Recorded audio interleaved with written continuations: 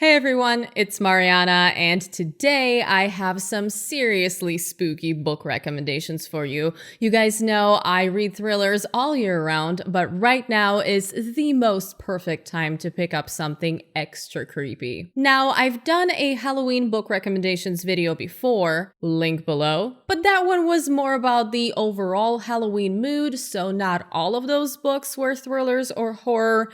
Today, however, is specifically for people who are looking for some chilling stories. So grab a hot beverage of your choice, get comfortable, subscribe to my channel if you're not subscribed yet, and here are 9 spooky books to read this Halloween. To start things off, if you're looking for a new mystery thriller, but you're kind of overwhelmed by the amount of new releases in that department, and you just want a good, creepy page-turner, look no further than The Whisper Man by Alex North, which just came out this summer. The novel centers around a father, Tom, and his young son, Jake, who move to a new house looking for a fresh start after a family tragedy. Turns out, the town they moved to has a dark past in the face of a serial killer nicknamed the Whisper Man, who was eventually captured, but then a boy disappears and Jake starts hearing a whispering at his window. This is a genuinely unsettling thriller with a lot of twists and turns that I just could not put down, even though it was consistently creeping me out. I also loved how much the author put into these characters, really made me care about them. I was invested in these relationships and personal struggles that the characters had, and some parts of this book really made me sad. And if you're in the mood for an audiobook, this is a great choice as well, because this is brilliantly narrated by the Ninth Doctor himself, Christopher Eccleston, and I could listen to his voice and accent all day. If you're looking to go the psychological thriller route, I am going to take this opportunity to once again recommend I'm Thinking of Ending Things by Ian Reid. I talk about this book every chance I get because of how effectively unsettling this whole thing is. I recommend knowing as little as possible going into this book, especially because the premise blurb reveals way too much about the story. All you need to know is that the story is about a boyfriend and girlfriend who are on their way to meet the man's parents, but the woman is thinking about ending the relationship. Trust me, you don't need to know more than this, because part of what makes this book so great is that feeling you get that something is wrong, but you just can't quite put your finger on it. Things are just off. You are on edge the entire time, but you don't know why this is happening until it all makes sense in the end. This is also a great option if you're looking for something to read in one sitting because of how short this is. And it will leave a lasting impression because it kind of gets into your head. Now, for those of you looking to go the supernatural route, I have to recommend Kill Creek by Scott Thomas. This is such a fun haunted house novel. In this book, a best-selling horror author receives an invitation to spend Halloween night at a famous haunted house, and once there, he finds himself in the company of other authors. What is intended as a publicity stunt eventually turns into something a lot more, well, haunting. What you have at the start here is that very classic haunted house story setup. However, as the book goes along, you will find plenty of surprises to how the story unfolds, because despite of what this sounds like, this is not a one-location novel. Kill Creek is a fun horror ride with plenty of scares, some gore, memorable characters, and I would love to see this one adapted as a miniseries, because as you're reading it, it just feels like a movie. Staying with that supernatural theme, I have another haunting-related book to recommend, Slade House by David Mitchell. Why another haunted house story? Because this one feels very different. The book revolves around these weird things that are happening at the mysterious Slade House. The story is split into 5 parts, with each part having its own point of view character and taking place 9 years apart from the previous section, starting in 1979 and ending in 2015. This is definitely the case of the house itself being a character, which is always fun in my opinion, but I don't want to tell you much about the story beyond the structure of it, because this is a really beautifully written puzzle box of a story that just all comes together at the end, and you have to be patient with it, and you're going to be so confused as you're reading it, but it's going to be worth it. Also, Slade House feels particularly appropriate for Halloween, not only because of its overall weird, creepy house vibe, but also because each of the sections takes place on the last Saturday of October. Now, we cannot ignore vampires on Halloween, and this one is for every Dracula fan out there.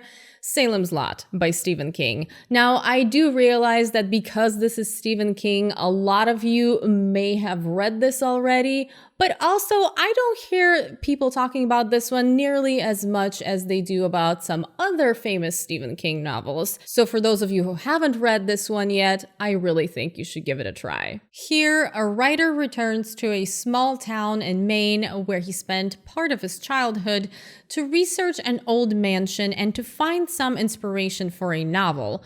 What he finds instead is that the mansion has a new mysterious owner and the town might have a vampire problem. This is one of my favorite Stephen King novels and one of the best vampire novels I've read in general. It is dark, it's creepy, it's atmospheric, it's mysterious, it pays tribute to Bram Stoker's Dracula in so many ways, and it is another one of those books where the location might as well be one of the characters.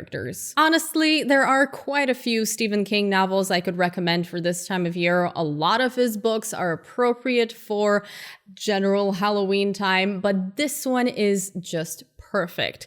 However, if you're new to Stephen King and you haven't read a lot of his stuff, your bonus undead-related suggestion is Pet Sematary. That one is famous for a reason. It is one of his best works. Next, if I absolutely had to pick a favorite horror subgenre, it would probably be sci-fi horror. And if you're like me and that's your thing as well, you absolutely have to check out The Body Snatchers by Jack Finney. Now, I did talk about it a little bit in my top 5 books I've read this summer video, link below, but I just have to take this opportunity to give this book another shout out. The premise is simple. A California town is being invaded by an alien life form, the citizens are getting replaced by their copies, and some people are starting to notice. What follows is a story filled with suspense and paranoia that will keep you turning pages and wondering if the protagonists have any chance of making it. This one is definitely a bit more sci-fi than horror, but the balance of the two is still very good here, and if you think about it, the entire situation is highly disturbing. As a classic, it's thought-provoking and it reflects the Cold War paranoia of the 50s.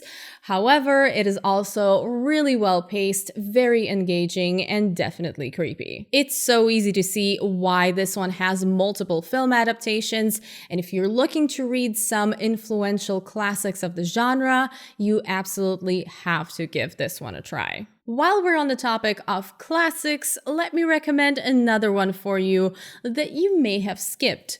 Psycho by Robert Bloch. Yes, that Psycho, the one the famous Hitchcock film is based on. I bet you immediately thought of that famous shower scene, and you probably already know the story.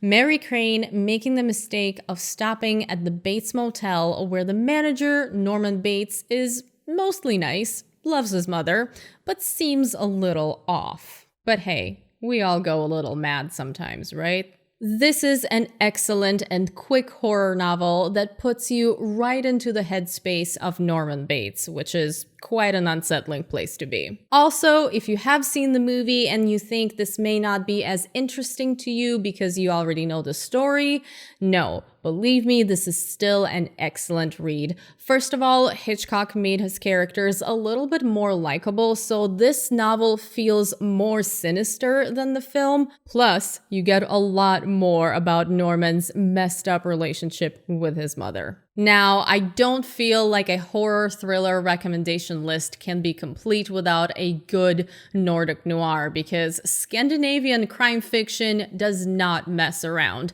If you're looking for some seriously gruesome shit, Nordic noir is for you, and there's a lot to choose from. For today, though, I'm going with a recent release and the book that I just finished reading, The Chestnut Man by Soren Sveistrup. I really apologize if I butchered that. This is a police procedural about a twisted killer whose calling card is a handmade doll made out of chestnuts and matchsticks. His crimes are gruesome, his identity is unknown, and the police discover one horrifying detail after another as they try to find him before he gets to his next victim. The thing about great Nordic noir is that you can rely on interesting, flawed characters, lots of twists and turns, and a finale that will have you glued to the pages of the book. And that is exactly what the experience of The Chestnut Man is like.